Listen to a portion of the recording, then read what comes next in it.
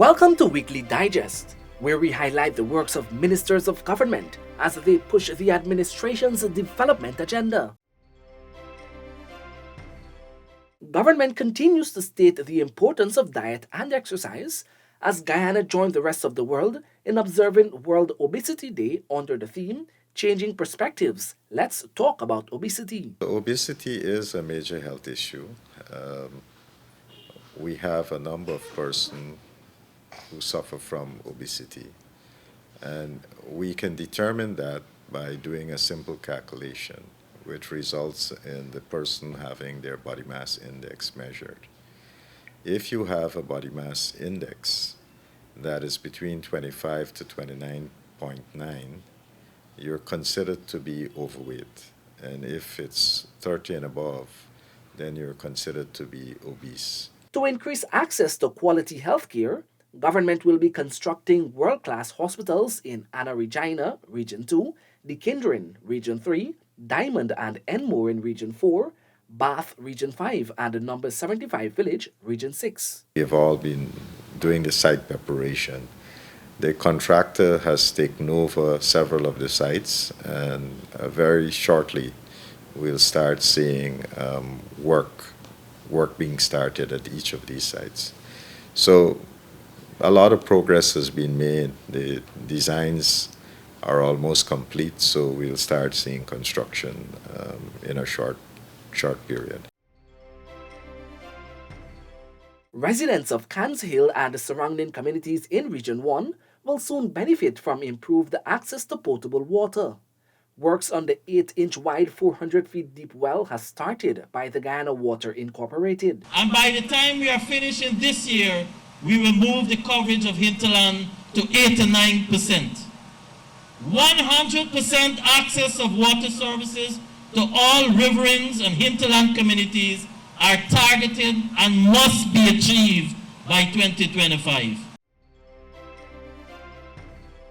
As part of the IDB-funded Support for the Criminal Justice Sector program, ICT equipment totaling approximately $30 million was handed over to the Guyana Prison Service. The equipment will help to advance government's rehabilitative agenda for the prison system, as well as assist with training all categories of prisoners in ICT. The program has as its core objective the reduction of the prison population, and that also includes the exploration of avenues other than custodial sentence as a sanction for the commission of crime.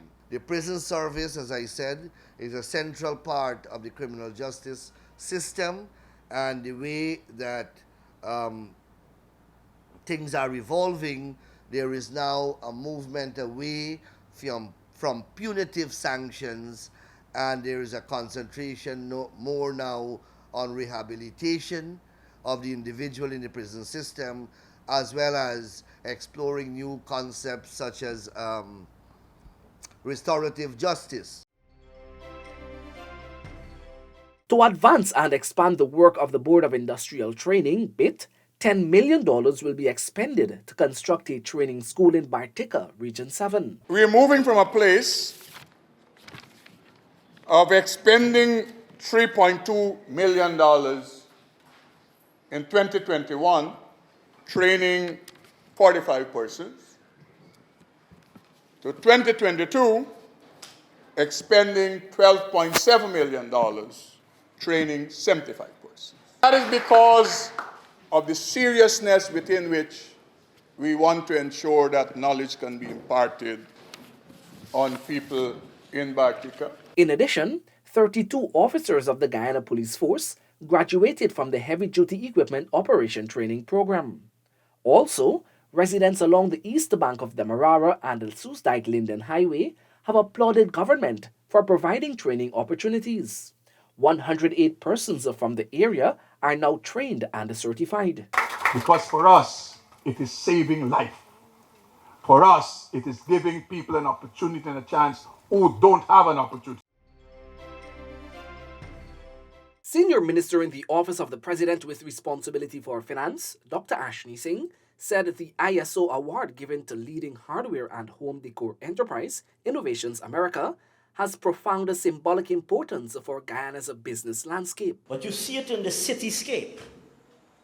Wherever you are in the city, if you turn north or south, east or west, you see the physical evidence of not only the change, but the rapidity of the change that is unfolding before our very eyes.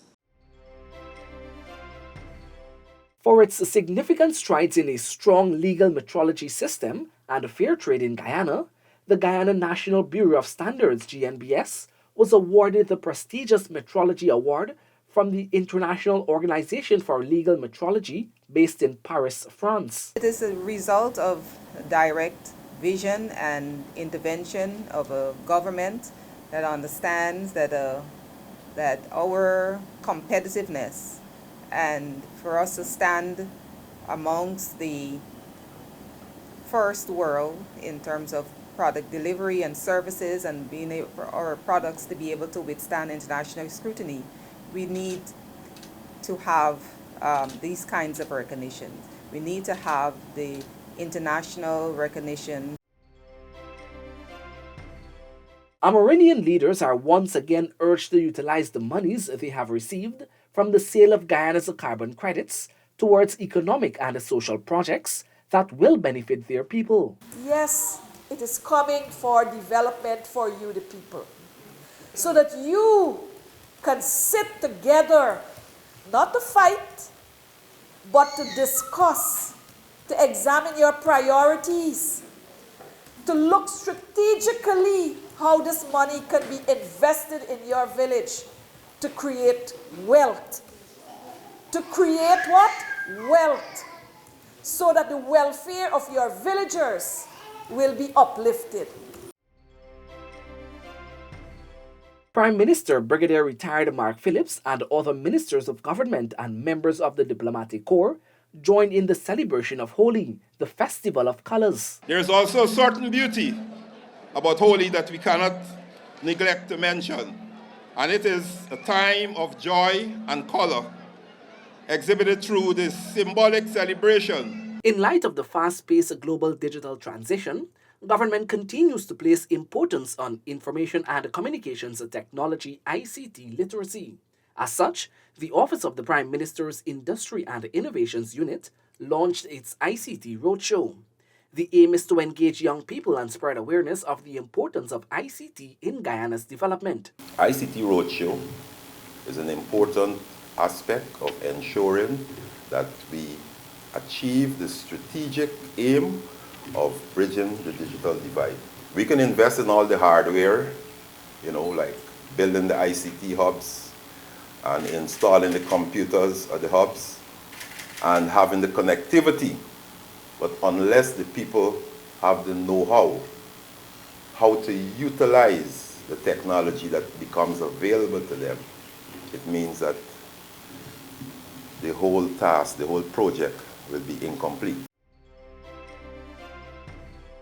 On Sunday, government officials and other representatives of organizations paid tribute to the heroine of Lenora, the late Kausila. This year marks the 59th death anniversary of the martyr. Minister within the Ministry of Public Works, Diadat Indar, emphasized that Kausila's legacy should serve as a lesson in fortitude. At an individual level, every day, I think some of us, especially the women, sometimes face advantage being taken upon them. But you have to be strong. You have to look to the models. How do you speak out? Without fear, without favor. And for the men that are gathered here today, I think it is our duty to support the women in their fight. Government continues to support Venezuelan migrants in Region 1 who would have escaped the economic and political crisis in their country.